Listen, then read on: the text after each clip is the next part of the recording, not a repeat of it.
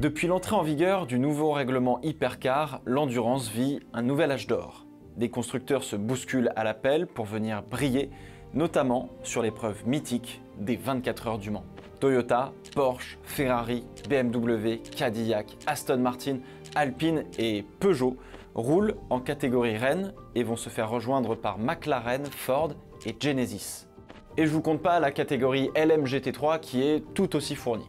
On n'a jamais eu autant de constructeurs automobiles différents qui sont venus tenter de survivre le double tour d'horloge du Mans. C'est un âge d'or qui en fait penser à un autre qui était tout aussi exceptionnel, celui du groupe C. 5000 km en 24 heures, c'est la moitié de la distance du Paris-Dakar à 200 km/h de moyenne. Les 24 heures du Mans, une course de fou pour Lièvre. Aston Martin, Dome, Ford, Jaguar, Mazda, Lancia, Lamborghini, Lola, March, Mercedes, Nissan, Toyota, Porsche et Peugeot sont tous venus pour en découdre en endurance. Tous ces constructeurs ont fabriqué des voitures sport prototypes, pensées, conçues et fabriquées seulement pour une seule chose, la course. Et dans les années 80 et début 90, l'endurance était aussi populaire que la Formule 1. Probablement parce que les voitures et les personnes impliquées avaient toutes dégoupillé un truc dans le cerveau et ils ont tous mis leur créativité et leur génie technique au service de la performance. Bref, c'était la fête et ça devait continuer. Mais le triplé historique des Peugeot 905 aux 24 heures du Mans 1993, au lieu de marquer le début d'une domination, a finalement été un adieu à ces années folles.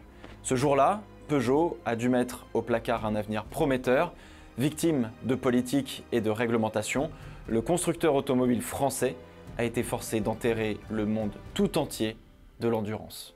Alors avant de remonter dans le temps, j'aimerais vous parler du partenaire de cette vidéo, CyberGhost VPN. Alors je l'utilise et vous le recommande depuis maintenant plus de 2 ans. CyberGhost VPN est le leader mondial dans l'industrie de la sécurité et de la confidentialité avec plus de 38 millions d'utilisateurs. C'est l'un des VPN les plus recommandés sur Trustpilot. CyberGhost VPN vous permet de masquer votre adresse IP, chiffrer vos données et redirige l'intégralité de votre trafic internet via un tunnel VPN sécurisé. Vous pouvez vous géolocaliser dans plus de 100 pays différents pour regarder du sport auto par exemple. Et je vous reprends un peu le même exemple à chaque fois, mais quand je suis en déplacement, notamment dans des pays étrangers, ça me permet justement de pouvoir regarder des courses de sport auto, peu importe où je suis en fait. Donc ça c'est quand même plutôt utile. Ça vous servira également pour débloquer tout le contenu de 35 plateformes de streaming. Vous pouvez changer votre localisation en quelques secondes et profiter du catalogue américain de Netflix qui est bien plus riche en contenu. Et vous pourrez regarder toutes les compétitions sportives en live diffusées sur les chaînes étrangères comme le tennis, le foot, le MMA. CyberGhost VPN est disponible sur toutes les plateformes, que ce soit Windows, iOS, Linux, les Smart TV et même les consoles. Vous pouvez l'utiliser sur 7 appareils différents en simultané et régaler toute votre famille ou même quelques potes. Avec le lien que vous avez en description, vous avez CyberGhost VPN avec 83% de réduction et 4 mois offerts, soit un prix de 2,03 € par mois, ce qui est exceptionnel. Vous avez 45 jours pour vous faire rembourser si vous n'êtes pas satisfait, donc vous n'avez absolument rien à perdre. Et encore merci CyberGhost VPN de sponsoriser cette vidéo. En 1982, Michael Jackson sort son album Thriller. On peut aller voir au cinéma l'alien le plus connu, E.T., et c'est aussi la naissance de Tony Parker et Orelsan. Au-delà de ces anecdotes, pour nous, fans de sport automobile, c'est surtout la naissance du groupe C et du groupe B. Et tout le monde se souvient en particulier du groupe B. Vous l'associez communément avec le rallye et les voitures complètement débiles qui font beaucoup trop de chevaux pour aucune sécurité, pour foncer à travers des routes bordées de spectateurs. Sauf que le groupe B, ce n'était pas seulement du rallye. En fait, c'est une catégorie de sport automobile beaucoup plus large que spécifique au rallye.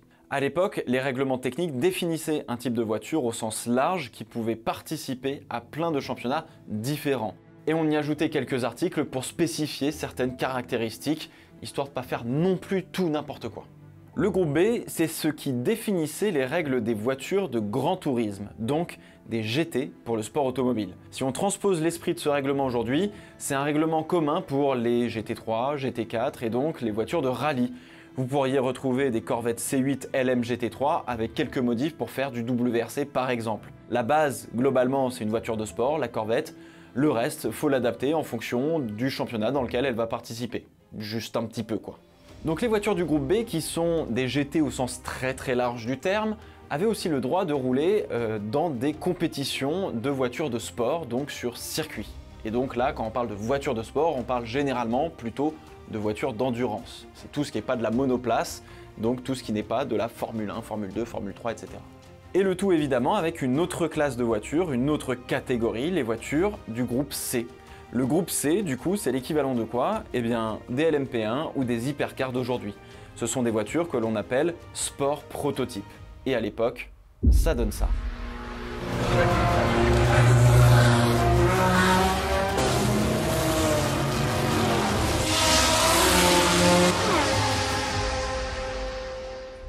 Les voitures du groupe C sont pas beaucoup plus sages que les voitures du groupe B. Là aussi, l'idée et l'esprit du règlement, c'était de réduire la domination des turbos. Et avec les nouvelles règles, c'était théoriquement le cas. Des petits moteurs turbos se retrouvaient avec des gros V12 atmosphériques aux fesses. C'est assez simple, la voiture doit faire 800 kg minimum, le poids d'une Formule 1 de nos jours, mais vous avez le droit à un réservoir de seulement 100 litres et vous n'avez pas le droit de ravitailler plus de 5 fois sur des courses de 1000 km. Donc théoriquement, vous n'allez pas pouvoir avoiner du début à la fin et faire absolument n'importe quoi. Bon, il s'avère qu'à cette époque, si on prend par exemple la voiture qui dominait la catégorie du groupe C, donc la Porsche 956 par exemple, ça roulait aux alentours des 360 km/h sur la ligne droite des Hunaudières, puisqu'il n'y avait pas encore de chicane à ce moment-là. Et puis au fur et à mesure, ça prenait de plus en plus de vitesse.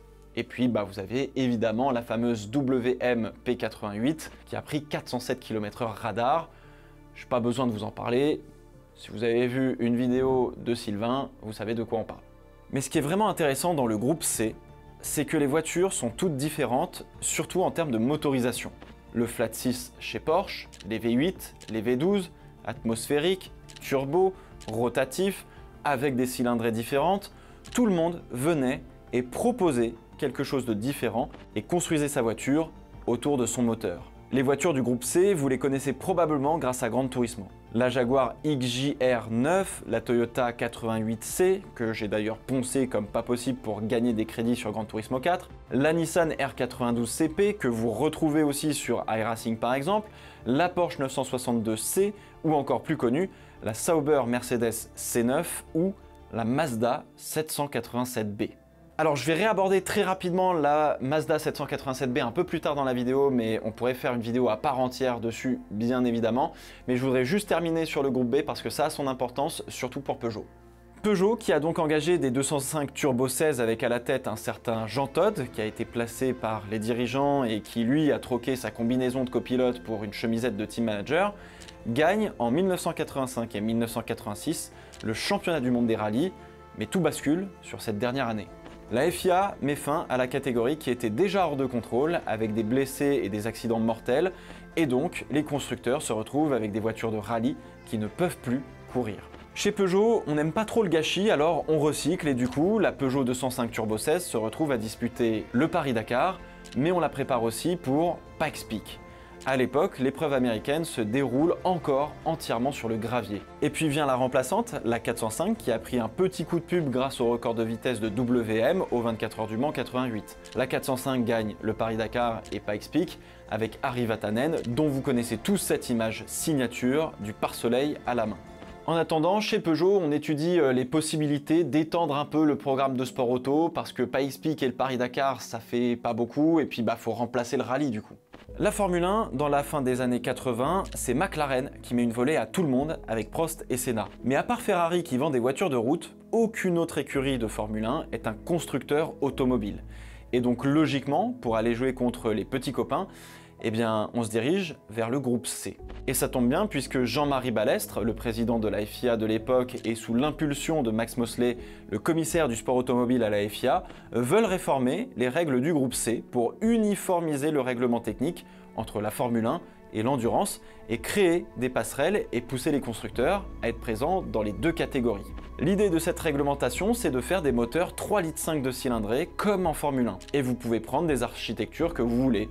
Du V8, du V10, du V12, mais par contre on va interdire les turbos, les moteurs rotatifs, etc. Et ce règlement va entrer en vigueur en 1991. Sur le papier, l'idée de la passerelle elle est pas bête parce que le groupe C et la Formule 1, ça rassemble beaucoup. Et l'idée de faire un règlement un peu commun, ça permet de faire grandir les deux disciplines en même temps. Donc en fait, c'est plutôt pas mal. Et à l'origine, le plan présenté par Jean-Marie Balestre aux concurrents du groupe C, ça devait s'étendre sur une période de 6 ans pour faire la bascule et laisser le temps à tout le monde pour concevoir des moteurs de Formule 1, mais pour l'endurance.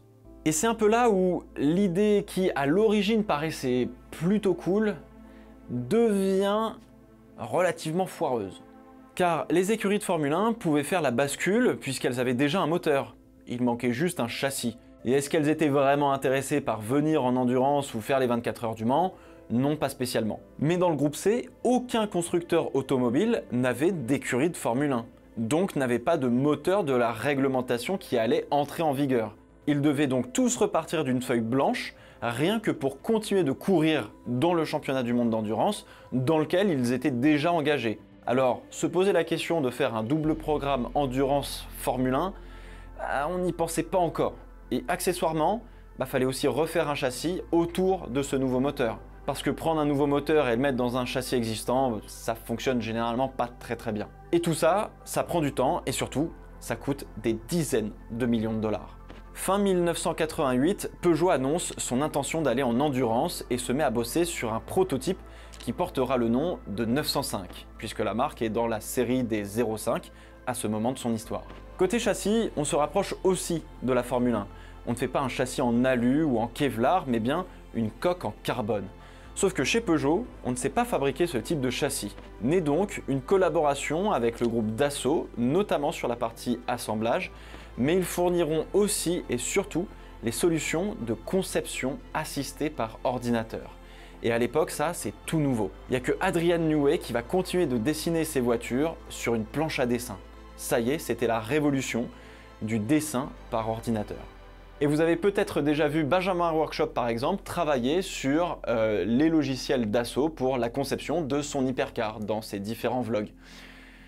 Il n'est pas loin de nous faire une 905. Ça vient de là, hein. C'est pour ça que vous avez le logo Dassault, notamment sur la partie du cockpit, puisqu'elle est en carbone et elle est faite en collaboration avec Dassault, justement. Ah, ça explique. Pour l'aéro, on choisit notre Adrian Newey à nous, Robert Choulet. C'est lui qui a fait la longue queue des Porsche 917 ou la carrosserie de la version Can-Am. Il a fait aussi l'Alfa Romeo 33 TT12 et l'aéro des Ligier en Formule 1 lorsqu'elle se battait aux avant-postes. Rien que ça. Côté moteur, on prend Jean-Pierre Boudy. Lui, il a bossé chez Gordini avant de passer chez Renault et de travailler sur les moteurs turbo de Formule 1 à la fin des années 70. Et ensuite, il est passé chez Peugeot pour concevoir les moteurs turbo des 205 puis des 405 T16. Nouveau projet du coup, puisque là on part sur un moteur V10 3,5 litres comme le demande la réglementation et comme on a en Formule 1. 80 semaines plus tard, la voiture roule pour la première fois à Manicourt, aux mains de Jean-Pierre Jabouille. La 905 est le résultat de l'élite française du sport automobile et du génie industriel français. Les voitures se pointent sur les 2 dernières courses de la saison du championnat du monde d'endurance en 1990 et même si elles sont plus lentes que les voitures du groupe C, elles sont les plus rapides des voitures de cylindrée de 3,5 litres. Donc c'est sur la bonne voie, mais comme tout nouveau projet, en particulier en endurance, il va falloir travailler sur la fiabilité. Surtout avec ces moteurs-là, parce qu'ils sont un peu particuliers. En fait, à l'époque, il fallait du temps pour développer ce genre de motorisation pour l'endurance, car les moteurs atmosphériques utilisés en Formule 1, ils faisaient 300 bornes avant d'être jetés à la poubelle. Et ça, c'est s'ils n'avaient pas explosé avant d'ailleurs. À l'époque, les moteurs de F1 montaient très haut dans les tours, et forcément ça créait des problèmes de fiabilité avec la technologie de l'époque. Alors vous imaginez bien que pour rouler 1000 km sur une course ou 24 heures, ça demandait un petit peu de mise au point quand même. Sauf que au milieu de tout ce beau travail qui est engagé du coup par Peugeot, on va se retrouver avec une instabilité politique et de la discorde dans ce qu'on a envie de faire à la FIA, pour le groupe C. Et là c'est la merde. En 1986, Max Mosley, qui était l'avocat de Bernie Ecclestone, veut faire plus pour aider son pote et entre à la FIA. On est un peu après la guerre des droits commerciaux résolus par les accords Concorde entre la Formule 1 et la FIA, dont vous entendez parler aujourd'hui de temps en temps. Bernie Ecclestone gère ce que l'on appelle la FOCA, la Formula One Constructor Association, qui aujourd'hui porte le nom de Formula One Group. Et oui, ce sont eux qui font le pognon et les deals avec Mickey, Lego, Netflix, le film sur la Formule 1, et qui vendent notamment les droits télé à Canal+, par exemple. Et aujourd'hui, c'est Dominicali qui est le patron. Alors je suppose que dans une logique d'étendre le modèle économique de la Formule 1, ou du moins de le répliquer et donc de faire plus d'argent, en l'appliquant par exemple au groupe C, c'est ça qui a dû titiller un peu les deux Anglais. Et ça tombe bien parce que Bernie Ecclestone, qui par sa société FOCA, gère les droits commerciaux non seulement de la Formule 1, mais aussi ceux de l'endurance. Sauf que Bernie Ecclestone, l'endurance et les 24 heures du Mans, c'est pas vraiment son truc. Il est venu à aucune course et même pas aux 24 heures du Mans pendant les 7 années de gestion des droits commerciaux du groupe C. Mais Max Mosley et Bernie Ecclestone ont une vision différente de ce que pourrait ou de ce que devrait être l'endurance. Pour eux, en fait, ce qu'il faudrait faire, c'est prendre une voiture de tourisme, mettre un moteur V10 3,5 litres à l'arrière et rouler jeunesse. Comme ça, en fait, on va reconnaître la voiture de tourisme parce que c'est la voiture qui est utilisée par Monsieur Tout-le-Monde. Et puis, elle fera juste le bruit d'une Formule 1. Donc du coup, tout le monde va venir regarder ce genre de voiture. Ouais. Non, mais en vrai, ouais. Maintenant, il faut convaincre les constructeurs automobiles et ça, c'est un autre problème. Ils voulaient appeler ça le Procar. Et il y a un seul constructeur qui a sorti une voiture qui a d'ailleurs roulé en mode prototype. C'est Alfa Romeo avec la 164 Procar. Une berline de Monsieur Tout-le-Monde, un V10 3,5 litres Atmo à l'arrière, et c'est parti. Et ça, c'était quelques années avant l'espace F1. Bref, leur idée, elle fonctionne pas, ou du moins elle ne séduit pas, puisque personne n'est intéressé, mais l'idée d'un moteur de Formule 1 qui gueule avec une voiture carrossée, ça reste. Et il y a un potentiel de revenus inexploité en endurance, et comme le modèle économique qui marche en ce moment, c'est la Formule 1, bien que ce soit le seul pour le coup, on tente d'appliquer la formule au groupe C. Et c'est là que tout devient un absolu bordel. On fait passer la réglementation ferme pour 1992. Les tickets qui sont mis en vente pour les spectateurs sont hors de prix. Pour pouvoir attirer des spectateurs à la télé, on va faire des courses beaucoup plus courtes, voire presque sprint. Et les fans font savoir leur mécontentement en accrochant des banderoles sur les circuits, etc. Ça change complètement la philosophie de la catégorie et ne lui donne plus le même ressenti, à tel point que les courses ne seront même pas autant raccourcies finalement. D'ailleurs, je vous ai posé la question sur YouTube de savoir si des courses sprint en endurance, ça vous plairait. Bon alors peut-être que j'ai pas posé correctement la question, mais je parle évidemment d'une course sprint en plus de la course d'endurance du samedi ou du dimanche. Mais visiblement ça paraît pas évident pour tout le monde, puisqu'on m'a rappelé à de nombreuses reprises que le E de WEC voulait dire endurance. Alors si vous pouviez brancher 2 neurones avant de répondre, ça arrangerait tout le monde, parce que là vous me prenez un peu pour un con quand même. En revanche, pour des passionnés d'endurance, cela reste effectivement une hérésie pour certains, comme dans la fin des années 80. Et au vu du 65% de non, c'est assez clair. Même si vous avez des formats sprint entre guillemets en IMSA, et qui, pour ceux qui regardent, trouvent ça plutôt intéressant, c'est pas encore ça pour le WEC. Pour les quelques-uns qui sont plutôt pour, ce sont des néophytes qui sont rebutés par la durée d'une course d'endurance, et avoir un format sprint entre guillemets serait une porte d'entrée intéressante dans la discipline. En revanche, et je suis assez d'accord avec certains d'entre vous, il manque peut-être 1 ou 2 courses de 24 heures dans le championnat du monde d'endurance. Il faudrait aussi plus de courses de 12 ou 8 heures de mon point de vue. Et le calendrier pourrait être un poil plus long. Mais bon, on a de la marge par rapport aux 24 Grands Prix qu'on se tape en Formule 1. Bref, si je résume un peu la situation. Les tickets pour assister aux courses deviennent trop chers, on raccourcit les courses pour pouvoir les vendre à la télé, naît un bras de fer entre l'ACO et la FIA puisqu'on force les 24 heures du Mans à être dans le championnat du monde d'endurance, sinon on interdit les écuries qui roulent dans le championnat de venir faire les 24 heures du Mans, et Bernie Ecclestone tente de tout monétiser dans la catégorie presque comme en Formule 1, faire payer aux écuries et aux sponsors tout ce qu'il peut, genre les voyages, le buffet, les hospitalités, les tentes, les emplacements, ceci, cela. Partout où on peut faire du pognon, on en fait. Sur le côté technique, tout le monde est pris de court par la réglementation sauf Peugeot, et surtout, on se rend compte que ça coûte extrêmement cher en fait. Alors, en 1991, on vit la dernière vraie grosse année du groupe C, où on tolère encore les anciennes voitures malgré la mise en place de la nouvelle réglementation. On a toujours des problèmes de fiabilité chez Peugeot qui abandonne les 24 heures du Mans. L'ambiance d'ailleurs dans l'écurie est pas au beau fixe, mais on a surtout un Keke Rosberg qui s'en fiche totalement. Je me permets de faire une toute petite recommandation qui pourrait vous plaire. Vous pouvez écouter le podcast de Yann Delplanque dans La Boîte à Gants, ça s'appelle, avec Yannick Dalmas qui justement reparle de ce temps de la 905 avec Keke Rosberg. C'est absolument passionnant, donc n'hésitez pas. Puis Yannick Dalmas, c'est une pointure quand même en termes de pilote de sport auto. Et vous avez aussi le podcast avec Eric Elary qui lui aussi a roulé en 905 et qui en parle un petit peu, notamment de la dernière année, il me semble, de la Peugeot 905. Voilà, c'était le petit aparté, n'hésitez pas. Dans toute cette histoire et par circonstance, après avoir réussi à intégrer la grille par un flou dans la réglementation, c'est la Mazda 787B qui, avec son moteur rotatif, gagne les 24 heures du Mans puisque les concurrents, et notamment les Sauber, n'arrivent pas à finir la course. Et donc en 1992, presque personne ne se pointe pour disputer le championnat du monde d'endurance à cause des nouvelles règles. Et on passe de 10 courses prévues à 6, l'organisation est calamiteuse, les spectateurs ne répondent pas présents, il n'y a plus Porsche, Sauber, Mercedes, Jaguar, bref, tous ceux qui ont fait la beauté du groupe C. Et donc c'est un championnat où Peugeot met la volée à absolument tout le monde en gagnant toutes les courses sauf une, même si tout le monde ça représente pas grand monde puisque je crois qu'il doit rester peut-être Toyota, quelques équipes privées et c'est à peu près tout. Aux 24 heures du Mans, ça se bat justement avec la Toyota TS010, mais Peugeot gagne avec une version évoluée de sa 905 pour cette saison, la 905B, et travaille même sur une 905 Evo 2. Mais en 1993, il n'y a plus de championnat du monde d'endurance par manque de participants. En fait, avec tout ça, tout le monde s'est rendu compte que ça coûtait moins cher d'aller directement en Formule 1 et de disputer 16 Grands Prix que de concevoir et fabriquer une voiture d'endurance pour seulement 8 courses, dont les 24 heures du Mans. Comptez aux alentours des 12 millions de dollars pour Eddie Jordan par exemple, qui venait de lancer son écurie à l'époque. Et je sais plus si c'est Eric Elary ou Yannick Dalmas qui en parle justement dans le podcast Dans la boîte à gants de Yann, mais Peugeot en endurance avait plus de moyens techniques et plus de moyens financiers que la majorité des écuries de Formule 1.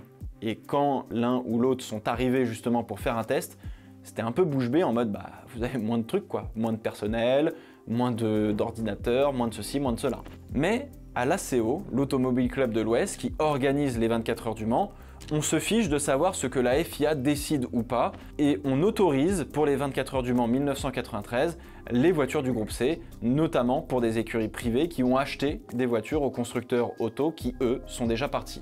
Mais la force de frappe de Peugeot est tellement énorme qu'ils finissent par faire un triplé, toujours avec la 905B, car la Evo 2 qui a roulé pour quelques tests a été directement abandonnée en début d'année. À ce moment-là, Mercedes et Sauber par exemple sont déjà partis en Formule 1 pour faire un programme, soit une écurie, soit des moteurs. Et Jean Todt, qui est à la tête de Peugeot Sport à ce moment-là, pousse Peugeot pour créer sa propre écurie de Formule 1 et aller se confronter aux plus grands. Finalement, Peugeot refuse et recycle une nouvelle fois ce qu'elle a entre les mains puisqu'elle utilise ses connaissances de son V10 3,5 litres pour développer un moteur, cette fois-ci, pour la Formule 1 et le vendre à McLaren en 1994. Et du coup, la Peugeot 905 Evo 2 qui n'a jamais couru servira de voiture laboratoire justement pour travailler sur ce moteur. Le modèle économique de la Formule 1 était tellement bien et novateur pour l'époque qu'il a fini par tuer l'endurance qui fonctionnait déjà très bien toute seule, sous l'impulsion de personnes motivées par le gain et le pouvoir et qui avaient une vision que eux seuls partageaient indépendamment de l'avis des constructeurs qui engageaient des millions de dollars et faisaient le succès sportif et commercial de leur catégorie. Ironiquement, la mort du groupe C sera le premier domino qui fera tomber Jean-Marie Balestre de la présidence de la FIA, puisque c'est Max Mosley qui lui succède en 1993 et qui, ironiquement une nouvelle fois, laissera lui aussi la présidence en 2009 à Jean Todt, alors team manager de Peugeot, l'une des dernières voitures du groupe C. La morale de cette histoire, s'il y en a une, c'est qu'il faut faire toujours extrêmement attention quand on joue avec les réglementations et qu'on les change.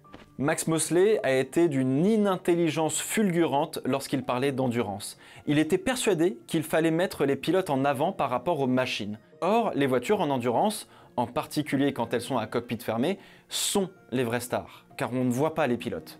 Sur les 10 dernières années, on sait à peu près tous qui gagne les 24 heures du Mans. On sait quelle voiture gagne. On ne sait absolument pas les pilotes qui gagnent, à part les passionnés. Car qu'on se le dise, la première vraie performance, c'est qu'on a une voiture, une seule voiture, qui fait 24 heures, qui tourne pendant 24 heures, avec 3 gars qui se relaient, ou 3 meufs, peu importe, qui se relaient pour essayer d'amener cette voiture jusqu'à l'arrivée en première position. En endurance, les vraies stars, ce sont les voitures, contrairement à la Formule 1 où les vraies stars, ce sont les pilotes. Quand vous lisez la presse ou quand vous regardez la télé, vous entendez que c'est Ferrari qui a gagné les 24 heures du Mans en 2023 pour son grand retour. Les pilotes à leur bord, on s'en fout. Et c'est pareil, en 2023, on sait que c'est Max Verstappen qui gagne le championnat du monde de Formule 1. Pas Red Bull, on s'en tape qu'il soit au volant d'une Red Bull. On sait que c'est Verstappen.